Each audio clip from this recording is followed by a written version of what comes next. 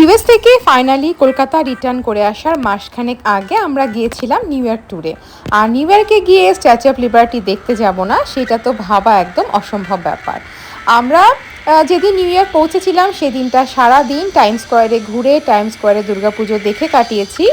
আর আজকের দিনে, অর্থাৎ আমরা যে সময় ভিডিওটা এখন শেয়ার করছি, সেই দিনে সকাল সকাল বেরিয়ে আমরা চলে এসেছি স্ট্যাচু অফ লিবার্টির উদ্দেশ্যে। এখন আমরা লিবার্টি আইল্যান্ডে যাওয়ার জন্য এখান থেকে ক্রুজে উঠবো। তো এখান থেকে আমরা লিবার্টি আইল্যান্ডে যাব। আমাদের টিকিট সমস্ত আগেই কাটা হয়ে গেছে, আর এই ক্রুজের ফেয়ারটাও টিকিটের মধ্যে ইনক্লুডেড। তো এখন লিবার্টি আইল্যান্ডে যাওয়ার জন্য আমরা ক্রুজে উঠে পড়েছি। লাস্ট ইয়ারের অক্টোবর মাসের একদম প্রথম দিকে আমরা নিউ ইয়র্কে গিয়েছিলাম। এই সময়ের ওয়েদারটা খুব ভালো ছিল, ঠান্ডাও সেভাবে পড়েনি, সেই সাথে সানি ব্রাইট একটা দিন। তো আমরা ওয়েদারটা খুব ভালোভাবে এনজয় করেছিলাম। আর স্পেশালি দেখতে যাচ্ছি স্ট্যাচু অফ লিবার্টি, তো ভীষণ রকম এক্সাইটেড সবাই ছিলাম। এটা আসলে একটা ফ্রিডম আর ডেমোক্রেসির আইকনিক সিম্বল। পৃথিবীর প্রত্যেকটা প্রান্তের প্রত্যেকটা মানুষই বোধহয় কম বেশি স্ট্যাচু অফ লিবার্টি সম্পর্কে কিছু না কিছু জানে। তো সেই আইকনিক জিনিসটা যখন দেখতে যাচ্ছি, তো এক্সাইটমেন্টও প্রচণ্ড রকমের ছিল। স্পেশালি বাচ্চারাও ভীষণ এক্সাইটেড।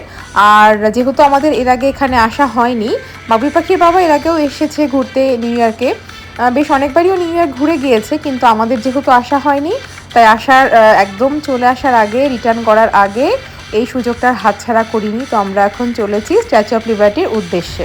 হাডসন নদীর পাড়ে নিউ ইয়র্ক হারবারে এই স্ট্যাচু অফ লিবার্টি লোকেটেড। দূর থেকে এটার ঝলক দেখা যাচ্ছে। আর ক্রুজে থাকা প্রায় সবাই আমাদের মতো সমান এক্সাইটেড। তারা তারস্বরে চিৎকার করে উঠছে। ভীষণ রকমের একটা এক্সাইটমেন্ট হচ্ছে। যে জিনিসটার কথা বইয়ের পাতায় এত পড়েছি, ছবিতে দেখেছি, সেটাকে চোখের সামনে থেকে দেখব। আর এটা সম্পর্কে ছোটোখাটো কতগুলো যে তথ্যগুলো আমি জানি সেটা আপনাদের সাথে শেয়ার করছি। এই স্ট্যাচু অফ লিবার্টিটা গিফট হিসেবে ফ্রান্স দিয়েছিল ইউএসকে। আর এটার ডিজাইনার ছিলেন ফ্রেডেরিক অগাস্টে বার্থোল্ডি। যদি আমার প্রোনাউন্সিয়েশনে কোনো ভুলভাল থাকে সেটাকে ক্ষমা সুন্দর দৃষ্টিতে দেখবেন। আর এটার হাইট প্রায় 93 মিটার, যা কিনা 305 ফিট, 305 ফিটও বলা চলে।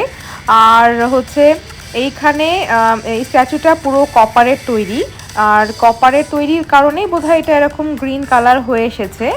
আর এই হাতে যে টর্চটা রয়েছে, সেই টর্চটা সিম্বলাইজ করে বা রিপ্রেজেন্ট করে লাইট অফ ফ্রিডম।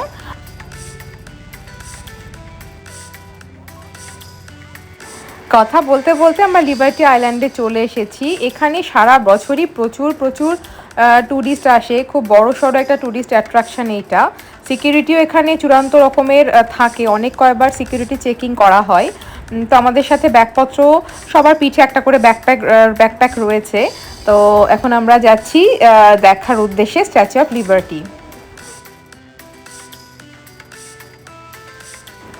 এই হচ্ছে সেই হাডসন রিভার। নিউ ইয়র্ক শহরের চারদিক দিয়েই এই নদী পরিবেষ্টিত। আর আমার কেন জানি মনে হয় এই নদীটার কারণে নিউ ইয়র্ক সিটির সৌন্দর্য আরও অনেক গুণ বেড়ে গেছে। এই যে এত ভাইব্রেন্ট একটা সিটি, আমার বারবারই মনে হয় এই নদীটার জন্য সৌন্দর্যটা আরও অনেকটা বেড়ে গেছে।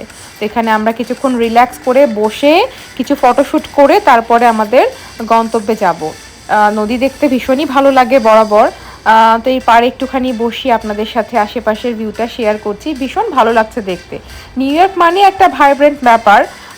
তো সেটা এখন আপনাদের সাথে এই ছোটো ছোটো ক্লিপসে ভিডিওগুলো শেয়ার করছি। বলিউডের বিভিন্ন সিনেমাতে এই হাডসন রিভারের অনেক ক্লিপস আমরা দেখেছি। তো আজকে চোখের সামনে দেখতে পেয়ে ভীষণ ভালো লাগছে। বেশ কয়েক ধাপ সিকিউরিটি চেকিংয়ের পরে আমরা চলে এসেছি স্ট্যাচু অফ লিবার্টির যেইখানে মিডল বরাবর। এইখানে ওঠার জন্য আলাদা করে টিকিট কাটতে হয়। তো এখান থেকে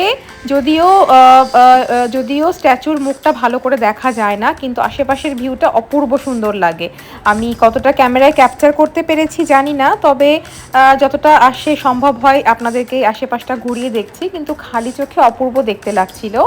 আর এইটার টিকিটটাও অনেক আগে থেকে কেটে রাখতে হয়। এখানে যে টর্চটা রয়েছে স্ট্যাচুর হাতে, সেটার মধ্যেও ওঠা যায়, তবে ওইটার টিকিট আমরা কাটিনি। আসলে বাচ্চা নিয়ে বাচ্চাদের হাইটে ভয় থাকবে কিনা বুঝতে পারিনি, সেজন্য আমরা আগে থেকে কাটিনি। তো পরে দেখা গেল সেটার টিকিটের স্পেসটা আর নেই, টিকিটটা সেদিনের জন্য ক্লোজ করে দেওয়া হয়েছিল।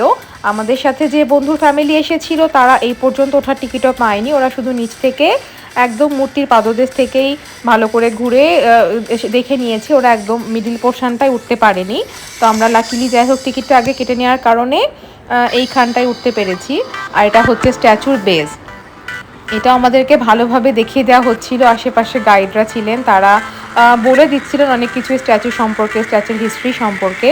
তো বাবুই পাখিকে আমরা দেখিয়ে নিলাম এত বড় স্ট্যাচুটা, এটা হচ্ছে নিচের বেসটা। আমরা এখন একদম স্ট্যাচুর সামনে বসে রয়েছি। আর এখানে একটা কথা বলে রাখি, এখানে ফোনের চার্জ কিন্তু খুব তাড়াতাড়ি শেষ হয়ে যায়, জানি না কোনো কিছু করা আছে বোধহয় সেভাবে, বেশ কতগুলো চার্জিং স্টেশন থাকে, আমি ফোনকে দুবার করে চার্জও করিয়েছি, কিন্তু কেন জানি না বারবার ফোনের চার্জ একদম তাড়াতাড়ি শেষ হয়ে যাচ্ছিল।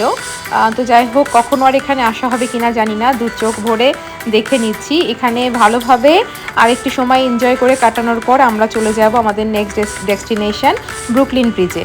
আর আমার চ্যানেলে কিন্তু সেই সমস্ত কিছুর ভিডিওই দেওয়া আছে, টাইম স্কোয়ার, ব্রুকলিন ব্রিজ, তো আপনারা চাইলে সেসব ভিডিওগুলো দেখে নিতে পারেন। আমি এই ভিডিও ডেসক্রিপশন বক্সে সমস্ত ভিডিও লিঙ্ক দিয়ে দেবো। আর আজকের ভিডিওটা কেমন লাগলো কমেন্টে জানাতে অবশ্যই ভুলবেন না। সবাই ভালো থাকবেন, সুস্থ থাকবেন, দেখা হবে পরের ভিডিওতে।